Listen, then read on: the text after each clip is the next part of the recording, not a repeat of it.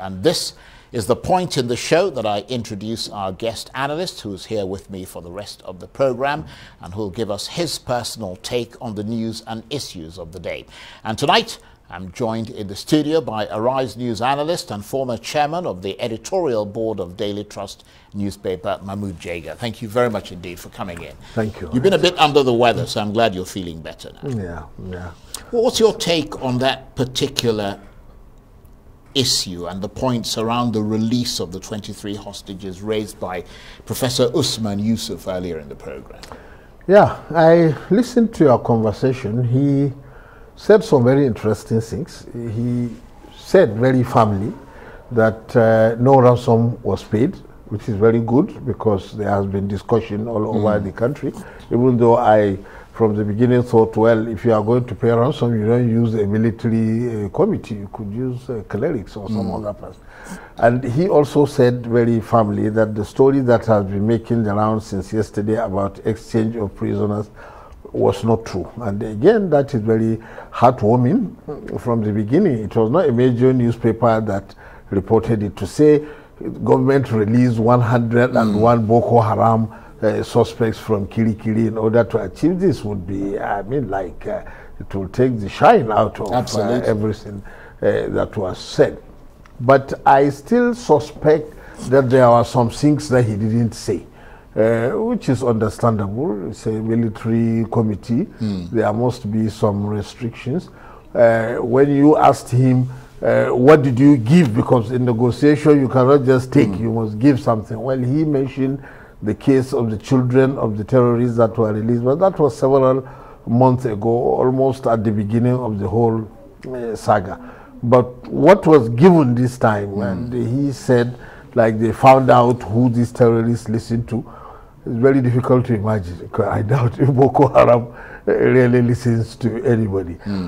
Most probably there was some kind of military pressure that was exerted. Of course, he did say the military provided. Yes, yeah, he did mention cover that. And everything. So there must have been the threat. Yeah, must be of that military, that full military power being unleashed. My suspicion is that at the minimum, the terrorists were promised safe passage. Because where are they? I mean, they have released the victims, but nothing was said about arresting or bombing them or anything. So at the minimum, that's a good point. I suspect they were promised safe passage. That's a good point. And he also talked about his declaration of support for Atiku Abubakar of the PDP in preference to the APC, who he's working with their government on hostages. I mean, that was interesting, wasn't it? It is, but if you remember, he was the executive secretary of the National Health Insurance scheme. It didn't end well. He had conflicts with the board and with the Minister of Health, and there was an inquiry, and in the end he was removed. So I don't expect him to be very fond of the Buhari administration. And since then he really specialized in this internal security matter. So I agree with him entirely that his support for PDP and Atiku Abubakar is separate from his involvement. Whatever your politics, if you are called upon to do something that will help save lives in this country, you should do that. That has nothing to do with who is in power. Absolutely. And talking about the PDP, they officially flagged off Atiku's presidential campaign in Uyo, capital of Akwa Ibom State. All the party bigwigs were there, but the governor of Rivers State, Nyesom Wike, absent, of course, along with his allies, the governors of Abia, Oyo, and so on. But their absence isn't a huge surprise, is it?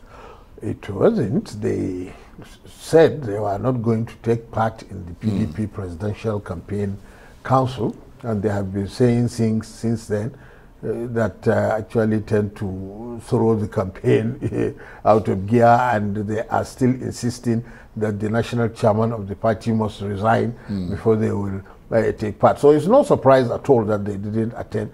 But PDP made a big splash in Akwa Ibom. The governor of Akwa Ibom is part of the presidential campaign council. He's quite strong, so they did a very big splash there.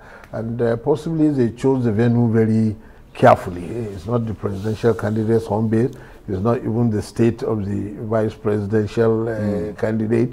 And they didn't go to the southeast for all kinds of reasons. And they also didn't go to Asiwaju Tinubu's base area. Now, instead, they went to an area that is extremely important for PDP to have in the next election, which is the South-South region. Possibly that's why they went to Akwa Ibom. Yeah, but also, obviously, I mean, it was the obvious choice, given that the governor of Akwa Ibom, Udom Emmanuel, is the chairman of the Atiku presidential campaign. I mean, I guess it underscores how much the governors drive these campaigns in particular, and the parties as a whole.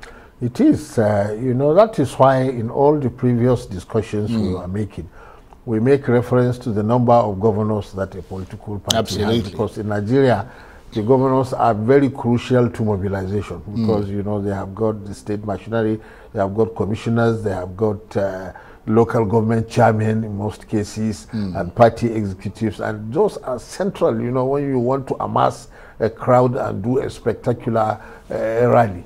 So that is why it is important, which is why it's unfortunate for PDP. It has only, say, 13 governors, and about 5 of them are not cooperating. It's a big minus. Yes, it's a big problem. And what are you hearing about the flag off of the APC's presidential campaign?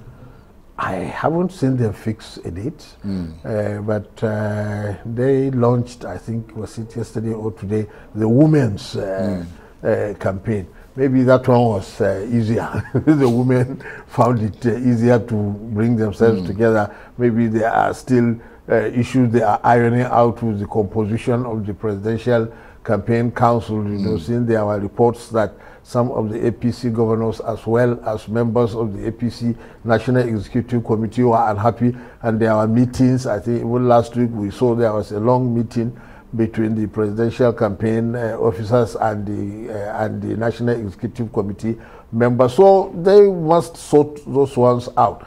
But they are quite comfortable because, you know, when you have federal government and 20-something governors and nearly 2/3 of the National Assembly members and local government chairmen all over the place, they are a bit comfortable. So even if they are slightly late in starting, they probably think they can catch up.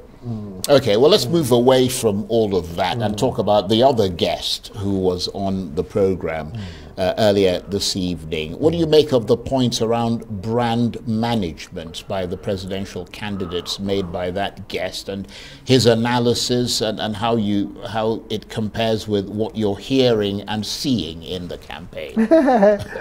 Ogachas, you know, you said at some stage that he was speaking Greek, and I thought it was a combination of Greek and Armenian. Well, actually, at some point. It could have been Italian, which I don't understand either. At some point. But he made an important point about brand building and brand management.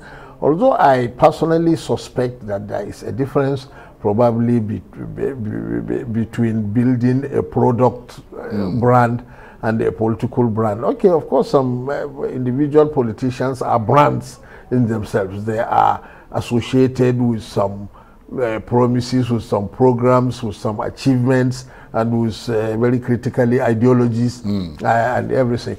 He didn't emphasize the importance of ideology in politics. And I think that central to the building of a political brand is an ideology and a program. Yes, I think he was talking about it in the context of moving forward. Yeah. Yeah, but I agree with you that in his analysis, that was not a sort of... He didn't emphasize that very much. But you know, like, for example, if we think back even 40 years to the Second Republic, some political parties, we still remember them for the programs that they constantly enunciated. Like, once you say UPN, we remember the 4 cardinal programs: free education, free healthcare, integrated rural development, and all that. We tend to remember that. So it became a political brand of both Chief Awolowo and the UPN, which the parties of today are lacking. If you pick any of the 4 major parties that you said, policy and program-wise, it is impossible to say that APC stands for this or PDP stands for that, or of course maybe like a Labour Party. Okay, we are behind, but even there is a problem because there is a Labour program adopted by the NLC which is different from the one that the candidate. That's a very good point, and a very good analysis, as always. Mahmood Jega, thank you very much indeed. And he is, of course, the former chairman of the editorial board of Daily Trust newspaper and an Arise News analyst.